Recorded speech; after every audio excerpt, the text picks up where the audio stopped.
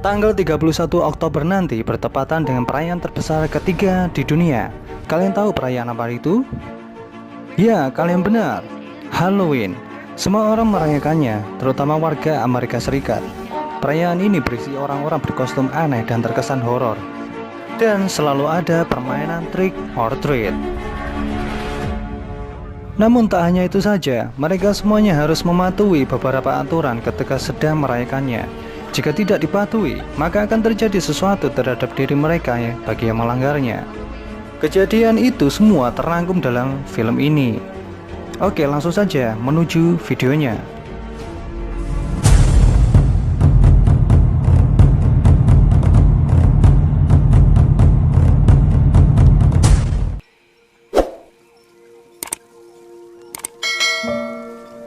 Film dimulai dengan sebuah keluarga yang baru saja sampai di rumahnya.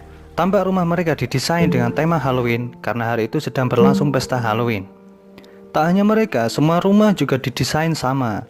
Keluarga ini sedang melakukan pembicaraan kecil. Sang suami menegur sang istri ketika mematikan lampu pada labu kecilnya. Sang istri bilang bahwa ini hanyalah tradisi, nggak akan ada salahnya jika kita tidak menurutinya. Lalu mereka masuk ke dalam rumah. Kemudian sang istri keluar kembali untuk mematikan lampu yang menerangi halaman mereka. Sedangkan sang suami sedang asik tidur-tiduran dalam kamarnya. Kemudian ia mendengar cerita sang istri. Rupanya sang istri diserang sosok misterius dan membuatnya mati berlumuran darah. Kemudian mayatnya diseret oleh sosok tersebut. Sang suami mencari keberadaan istrinya. Ia berjalan pelan dan terkejut hebat saat melihat mayat istrinya menjadi patung yang tertutup kelambu putih.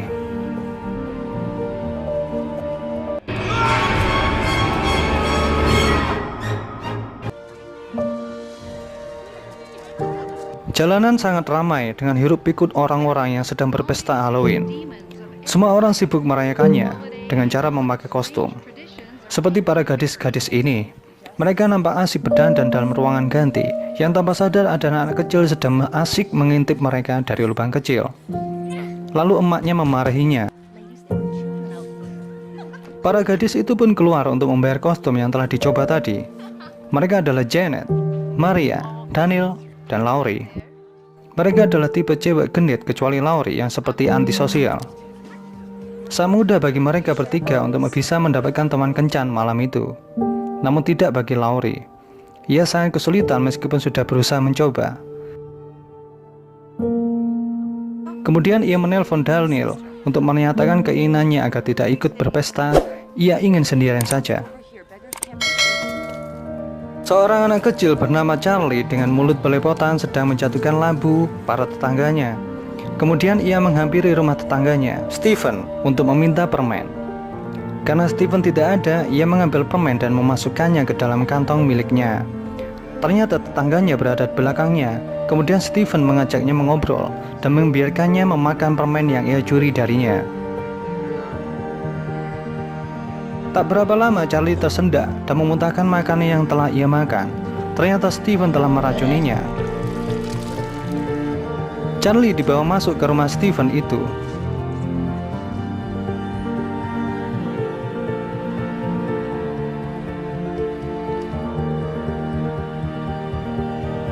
Kemudian ia pergi ke halaman untuk menuliskan lubang galiannya yang belum selesai. Di dalam lubang terdapat kantong. Suatu proses penggalian terlihat tetangga sebelahnya yaitu Mr. Craig sedang memanggil anjingnya yang menggonggong tanpa henti di halaman Stephen. Stephen yang menyadarinya bersembunyi di lubang dan tak sengaja membuat kantong terbangun dan berteriak.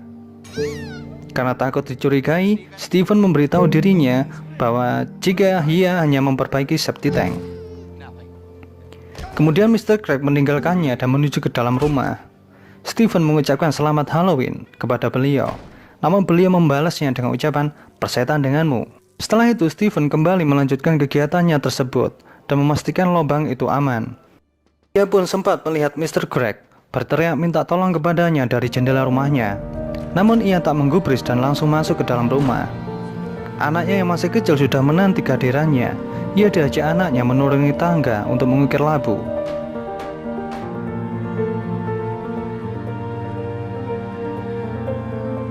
Alangkah terkejutnya, ternyata lampu yang dimaksud adalah kepala Charlie yang sudah mati. Dasar keluarga psikopat. Sekumpulan anak-anak sedang berjalan ke rumah-rumah untuk meminta permen. Keranjangnya penuh dengan labu dan permen. Kemudian sampailah ia di rumah dengan desain labu yang menutupi seluruh halamannya.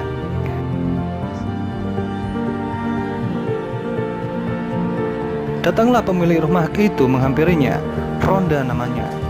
Ia ikut bergabung dengan mereka. Mereka berjalan menelusuri jalan dan menuntunnya ke arah menuju jurang yang di bawahnya adalah danau. Tujuan kedatangan mereka adalah untuk mengenang orang yang meninggal beberapa tahun lalu saat Halloween, karena pembantaian massal dan mayatnya diceburkan ke dalam jurang. Bertahun-tahun silam ada bis sekolah sedang mengantarkan 8 anak untuk pulang ke rumahnya masing-masing. 8 anak tadi bukan anak biasa. Mereka semuanya anak biang onar yang membuat kedua orang tuanya sangat jengkel kepada mereka semua. Namun sang sopir tidak melewati jalur yang semestinya. Orang tua mereka membuat kesepakatan kepada sang sopir untuk meredakan beban mereka. Sang sopir menghentikan bisnya di tepi jurang. Anak-anak diajak bermain permainan.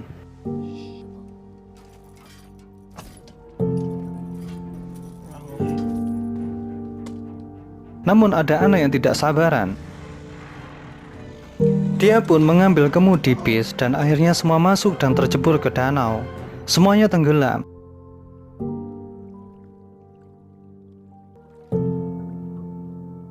Sedangkan sang sopir selamat. Mereka sepakat untuk membawa 8 labu yang dibawa untuk diletakkan di pinggir danau untuk penghormatan dengan menaiki lift. Sesampainya di danau, Rhonda dikerjain mereka dengan cara menakutkan. Bahkan ada adegan memakan daging orang juga. Rhonda yang tidak menyadari berlari ketakutan menghindarinya dan terjatuh pingsan.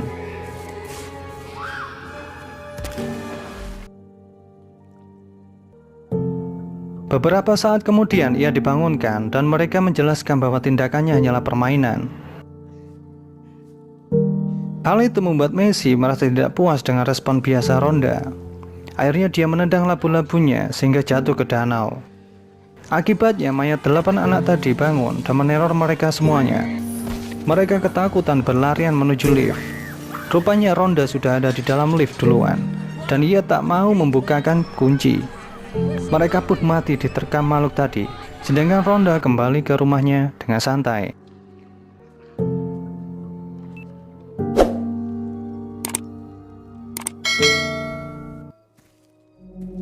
Laurie berjalan sendirian di tengah hutan. Ia menyadari akan keberadaan orang di belakangnya.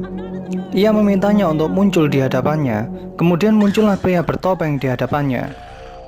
Laurie ditangkap dan digigitnya. Laurie menjadi kesakitan. Di tempat pesta, para temannya sangat mengkhawatirkan keadaan Laurie. Terjadilah percakapan kecil di antara mereka. Selang tak berapa lama, ada sosok bertudung merah jatuh dari atas pohon. Mereka yang berpesta berkerumun mendekati sosok itu dan membukanya. Ini pasti bikin terkejut kalian. Rupanya sosok itu adalah pria bertopeng yang merengek meminta bantuan kepada mereka. Lalu dari belakang muncul sosok Laurie yang sangat berbeda. Ia tampil seksi dan berani. Dan yang lebih mengejutkan lagi adalah pria itu. Pria itu adalah Steven. Ya, Steven. Masih ingat kan? Kemudian adegan perlihatkan bahwa semua pria yang menjadi teman kencan mereka semuanya telah mati. Kini tiba gilirannya yang menjadi santapan lezat para gadis vampir ini, termasuk Laurie.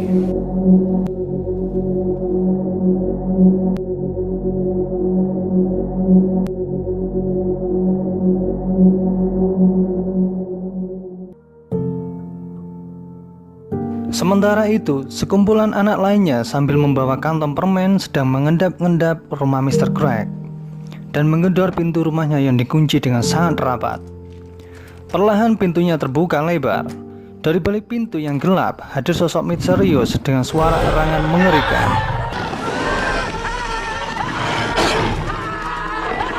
Membuat sekumpulan anak tadi lari terbirit-birit. Lalu Mr. Craig menggendong sosok itu dan membawanya masuk. Selanjutnya ia menikmati coklat dan meminum bir sambil menonton TV ditemani anjingnya. Tak selang berapa lama, anjingnya keluar dan menggonggong di pagar halaman belakang rumahnya. Mr. Craig memanggil anjingnya untuk kembali. Kemudian ia melihat Steven sedang menggali dan mengobrol sebentar dengannya. Adegan ini sama seperti adegan film sebelumnya. Kemudian ia masuk bersama anjingnya.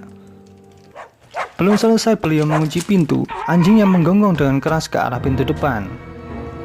Mr. Craig membuka pintu dan memaki keras. Setelah dibuka, ia terkejut melihat halaman rumahnya dipenuhi dengan lampu menyala. Namun ia tak melihat seorang pun di luar. Anjingnya menggonggong lagi. Ia berlari ke lantai atas. Mr. Craig menyiapkan shotgun dan berjalan pelan menaiki tangga. Ia terkaget dengan sosok berkelapa di depannya. Kemudian ia lanjutkan langkahnya ke lantai atas. Ia buka pintu kamarnya dengan pelan. Terlihat gerakan aneh dari balik selimut. Ia pun membukanya, namun itu hanyalah mainan tangan robot. Di waktu yang sama, ruangannya menjadi terang oleh nyala abu. Kemudian ia terjatuh karena kakinya disayat oleh sosok misterius bertopeng karung. Ia tembak sosok itu dan ia menghilang. Ruangannya kembali gelap. Mr. Craig berjalan ketakutan menuju tangga, namun terjatuh karena terpeleset serpihan kaca dan permen yang berserakan memenuhi tangga. Tangannya terluka dan berdarah. Ia pun bangkit dan berjalan ke arah pintu depan. Tanpa sadar sosok tersebut sedang berada di atas atap, lalu kemudian menyerang beliau bertubi-tubi.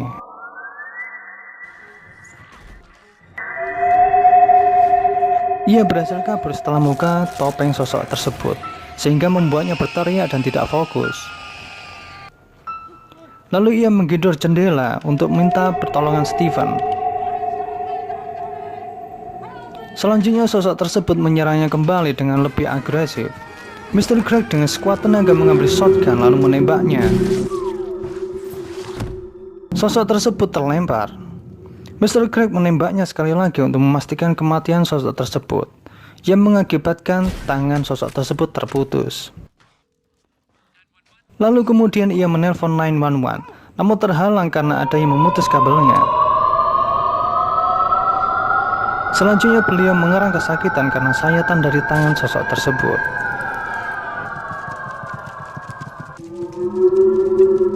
Sosok tersebut terbangun dan memasang kembali tangannya. Kemudian membawa permen bergambar labu. Lalu ia menghampiri Mr. Craig.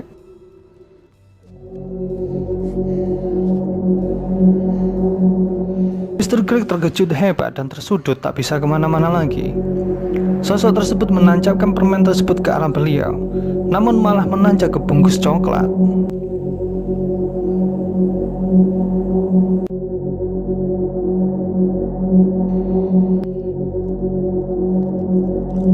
Selanjutnya sosok tersebut pun pergi meninggalkan ia sendiri.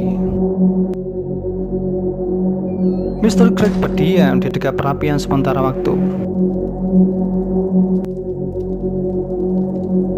Di dekat perapian itu terlihat beberapa foto yang merupakan fakta bahwa dialah sang sopir bis.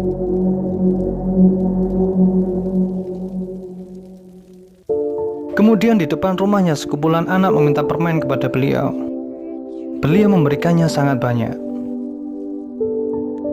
Hal ini berbeda sekali dengan Mr. Craig terdahulu. Ia terkenal dengan pelit untuk memberikan permen. Namun setelah kejadian itu, ia berubah drastis. Kemudian diperlihatkan adegan Ronda membawa keranjang menuju rumahnya. Tak hanya itu, terlihat juga mobil berpenumpang para wanita vampir. Dan tak lupa Pak Sutri habis pulang dari pesta. Di pinggir jalan dekat pohon, sosok tersebut sedang mengawasi mereka yang sedang mengobrol, lalu menuju rumah keluarga itu dan terlihat oleh Mr. Craig.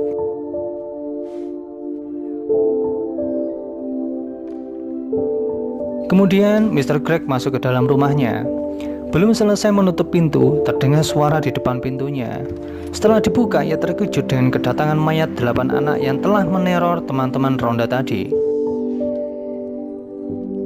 Mereka meminta permen kepada beliau. DH cerita dalam bentuk potongan gambar. Tubuh Mr. Greg menjadi terpotong-potong, dan film pun berakhir.